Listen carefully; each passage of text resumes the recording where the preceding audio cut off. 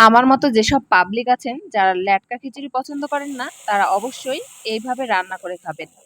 অবশ্যই, অবশ্যই এই খিচুড়ির ফ্যান হয়ে যাবেন। আমি বছরে ১ বার এইভাবে রান্না করে খাই।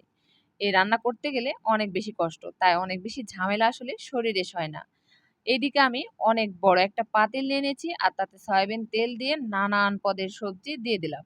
স্বাদমতো লবণ আর হলুদ দিয়ে এই যে ঘুটানোটা শুরু করলাম, এ আর শেষ হয় না। কারণ সবজি থেকে তো পানি বের হতেই থাকে। যাই হোক, একটু সময় নিয়ে ভালো মতো ভেজে নিলাম। ও তাতে আবার মটরশুঁটি যোগ করে দিলাম। ভাজা হয়ে গেলে সবজিটা আমি উঠিয়ে নেব।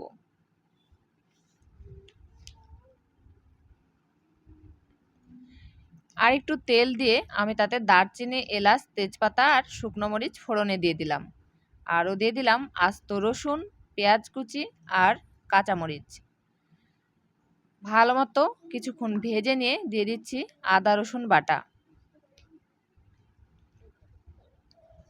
দিয়ে দিলাম একটু পানি আর দিয়ে দিলাম আস্ত একটা টমেটো কুচি।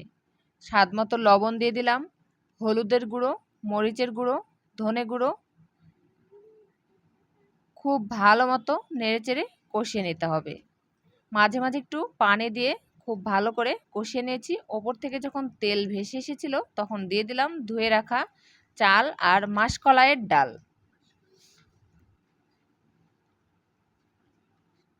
সবজিগুলো দিয়ে আরও কিছুক্ষণ খুব ভালোভাবে কষিয়ে নিয়ে দিয়ে দিলাম পর্যাপ্ত পরিমাণে পানি। আমি যেহেতু ল্যাটকা খিচুড়ি রান্না করেছি তাই পানির মাপটা আন্দাজে। সেদ্ধ হয়ে গেছে। এদিকে আমার ভাতটা আর আরেকটাই ফোড়ন দিয়ে দিলাম শুকনো মরিচ, রসুন কুচি, পেঁয়াজ কুচি আর জিরা। খিচুড়ির মধ্যে আমি ফোড়নটা ঢেলে দিলাম। ভালোভাবে একটি চামচের সাহায্যে মিক্সড করে নিলাম। এর মাঝে কিন্তু আমি একটু ঘিও দিয়ে দিয়েছিলাম। যাই হোক, খিচুড়িটা কিন্তু অনেক বেশি মজা ছিল। আপনারা চাইলে রান্না করে খেয়ে দেখতে পারেন। সবাই ভালো থাকবেন। আল্লাহ হাফিজ।